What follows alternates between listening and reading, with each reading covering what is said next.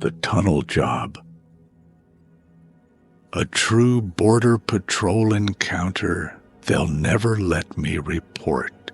I've never told anyone the full truth about what happened during the tunnel job under Otay, Mesa, San Diego County, 2021.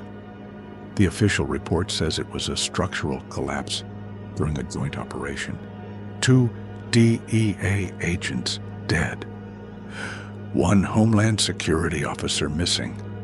Myself and another guy, Reyes, survived. Barely. That's what the file says. What it doesn't say is that something was waiting for us down there. Something that didn't want us to leave. I've been a U.S. Border Patrol agent for almost 8 years, long enough to know how things go quiet before they go sideways. This wasn't quiet. This was something worse. It started like any other job. Intel on a new cartel tunnel near the warehouse district. Deep dig, professionally reinforced. No seismic activity. Too clean. Tunnels like that are rare, but deadly. Cartels pour millions into them to move drugs, people, weapons, and sometimes worse. Our unit went in with Homeland and 2 DEA agents, Morales and Bentley. Myself and my partner Reyes were lead entry. Plan was to drop in through the warehouse, sweep south toward the Mexico line, and intercept any smugglers inside. We expected resistance, maybe a firefight, but right away, something felt off. There were no signs of movement, no fresh tracks, no smuggled goods, no heat signatures, just still air and a strange chill. And then there were the walls, not smooth, not carved by drills or reinforced like most tunnels. These were clawed out, wide, jagged and uneven, deep grooves in the dirt and rock like something huge had dug it by hand. We lost radio contact about 300 feet in. Not unusual in deep tunnels, but this was different. Like our electronics were being drained. Headlamps flickered. Reyes's GPS shut down. Vasquez from Homeland tried a backup transmitter, but it sparked and shorted. Then we found the writing, scratched into the walls with some kind of blade or claw. No es humano. It's not human. Bentley tried to joke. Cartel scare tactics, like Blair Witch for border rats. Nobody laughed. Morales was leading when his headlamp gave a quick stutter. 1 flicker, out and back, and in that instant of dark, something moved on the ceiling. Not a man, not even close. It moved too fast, like a shadow sliding sideways, but huge and wrong. It made no sound, but left deep scratches across the tunnel roof, almost like it wanted us to see them. Morales yelled out and fired. We followed, unloading everything into the dark. For a few heartbeats, our muzzle flashes lit it up, just enough to see it. Tall, 8 or 9 feet, jet black, wiry, with limbs that bent the wrong way, and claws like butcher's hooks. Its head was long and narrow, skull-like, with glowing yellow eyes that didn't blink. Then it was gone, like smoke. We caught our breath, fingers still on the trigger, and that's when we realized Bentley was missing. No scream, no gunfire, just gone. We found his rifle on the ground, still warm. The sling was torn, not cut, ripped, and there were 4 fresh gouges in the dirt, deep enough to drag a man. No blood, no body, just empty space.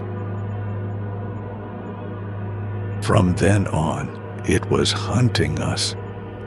We started moving faster, trying to stay together, but the tunnel just kept shifting. Bends that weren't on the map, branches that dead-ended or looped back. It was leading us, herding us, and we were falling for it. Every few minutes, we'd hear it, just far enough back to be out of reach. A click of claws, a dry hiss, a slow, deliberate scrape. Reyes kept muttering, "It's playing with us," like a cat with mice.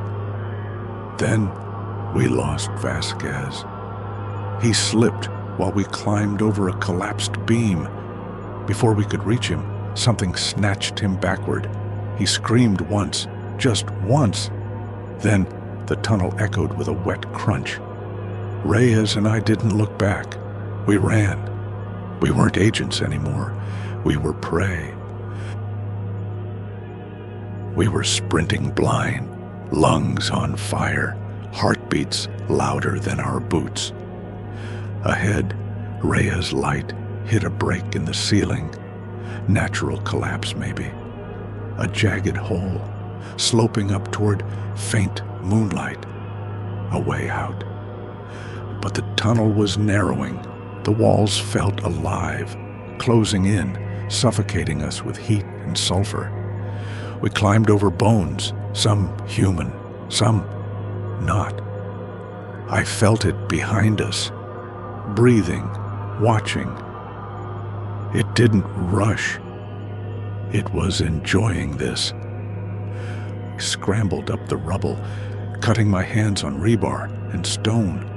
Something scraped my boot, claws, inches away. I kicked, screamed, pulled myself into the open air. Reyes was right behind me, panting, his face streaked with blood and dirt, but alive. We didn't speak.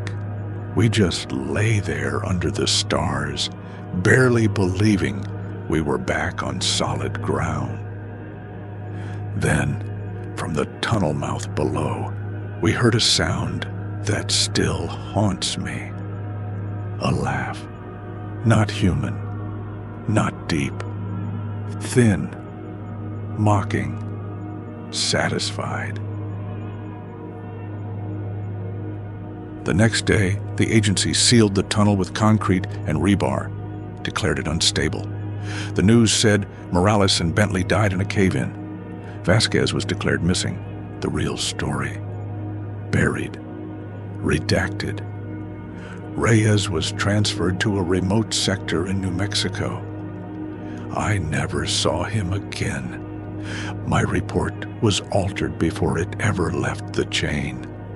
No mention of claw marks, no strange symbols, no creature. But I know what I saw, and every so often I dream about it. That heat, that breath, those yellow eyes in the dark. I think the tunnel wasn't just a cartel smuggling route. I think the cartels accidentally broke into something older, a nest, a lair, a hunting ground. And now that it knows we're up here, it might come looking again. Thank you for watching Cryptid Encounter Stories.